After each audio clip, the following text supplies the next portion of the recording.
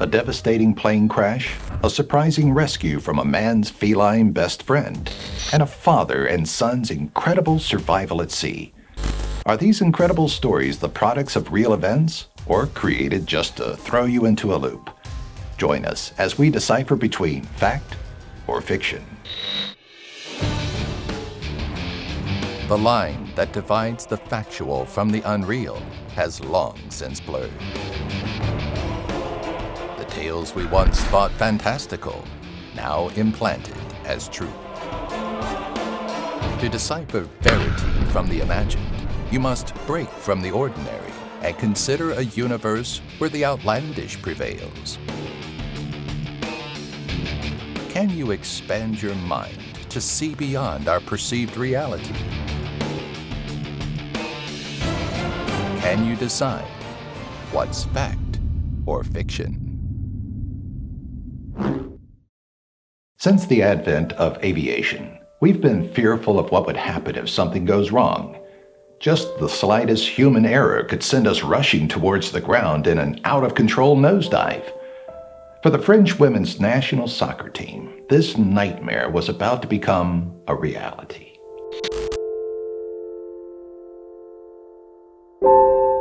In March of 1984, the women's soccer team was heading from Paris to Vienna for a friendly match against the Australian national team. It was a journey that the 22 players and crew had made several times before, and they were looking forward to going up against one of their favorite European teams. Everything was going to plan as they set out on that chilly Friday morning, but it wouldn't take long for the mood to switch from pleasant to fear. The chartered plane left Paris on schedule at 7 a.m., and communication with the pilot was normal for the first 50 minutes of the flight before the control tower lost touch with them on radio. The plane was still visible for a short while, but that too was lost somewhere over the Alps. When the plane didn't reappear, a feeling of panic started rising among the traffic controllers, but there were no reports of a crash. So there was also a lot of confusion as to where the plane had gone. Rescuers set out by air and on foot to search for the national sports stars, but it would be a full 34 hours before rescuers finally discovered the plane wreck high in the snowy peaks of the Alps. By that time, it was too late for most. Of the 22 passengers and 5 crew on board, only 6 people were eventually rescued by helicopter. According to the survivors, the plane's engines cut out and the plane crashed into the side of a mountain. The plane broke up and 7 people died on impact, but 9 others perished from their injuries and the bitterly cold conditions while they desperately awaited rescue. The remaining survivors huddled together in the broken shell of the plane, surviving on candies and melted snow. There are countless examples of aviation going wrong, but is this particular tale true? Did France suffer such a tragic loss of young talent? We'll reveal the validity of our stories at the end of tonight's episode, but for now, let us know what you think by using the on-screen poll and in the comment section below. Next up is proof once and for all that dogs aren't always man's only best friend, but sometimes rather are feline friends.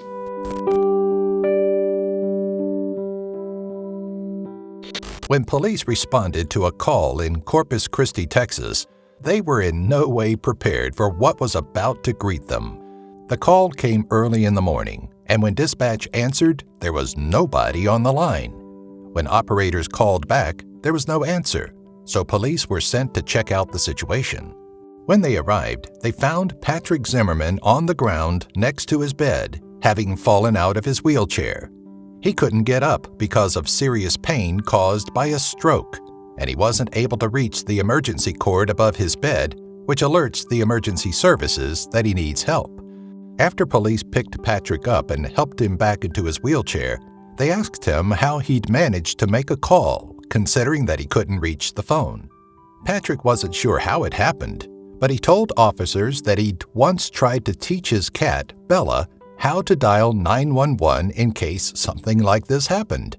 He kept a phone on the ground in the living room, and 911 was programmed in the speed dial so it was easier for Bella to manage. Patrick wasn't sure if the training had worked, but there was no other explanation for the call, which led officers to believe that Bella really had made the call that saved her owner's life. Can a cat really dial 911? Would Bella even have known that her owner was in danger? Cats are supposed to be selfish, so would she have even cared that Patrick's life was under threat? Let us know what you think of this far-fetched feline rescue story while we get ready for our third and final tale for the night. It was an annual tradition for Walter Partridge and Walter Jr., but their 1934 trip was anything but traditional.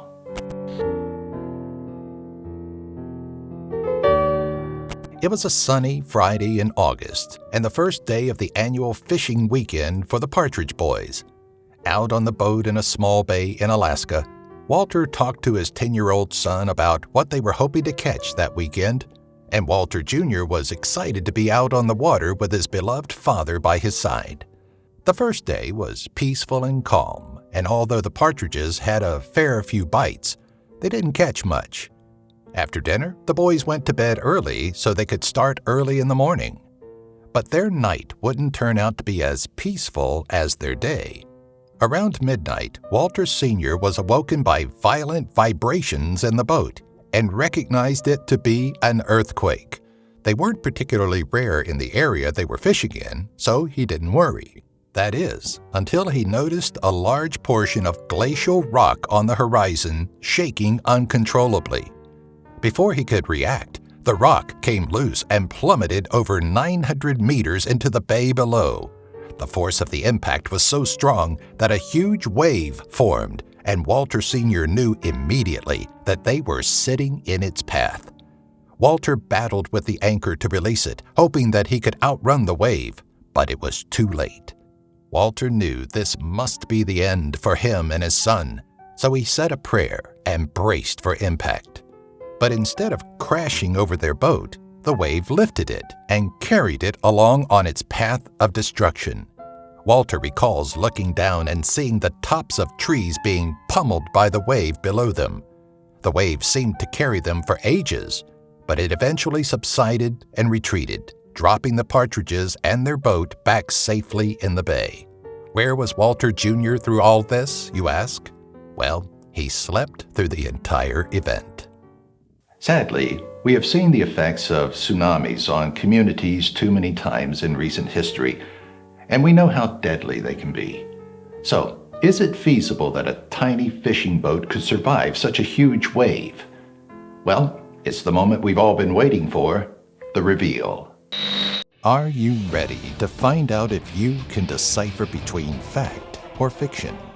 Let's look back at tonight's 3 stories and find out which were born from reality and which were fabrications of the imagination. First, let's revisit France's national women's soccer team and that devastating accident in the Alps. We've all heard stories of groups of plane crash survivors perishing in icy conditions while waiting to be rescued. But did our story really happen? If you think this tale is fictitious, you'd be absolutely correct. Thankfully, this incident never happened, although it is inspired by a true story that you'll be learning about in a future episode.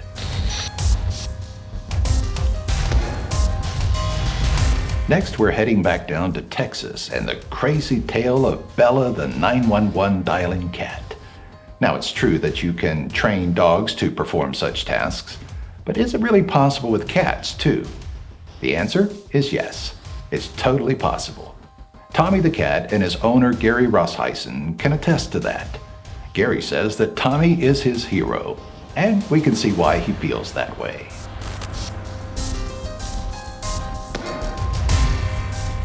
Finally, we're sailing back north to icy Alaska, to the scene of one of the largest waves ever recorded.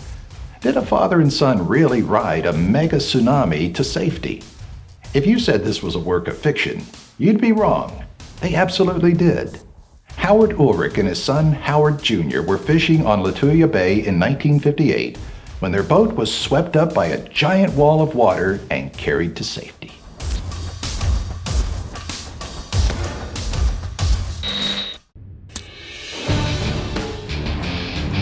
How well did you do in tonight's video? Did you look past the deception of our world and define the off-blurred line that struggles to separate lies from the truth? Let us know in the comment section below.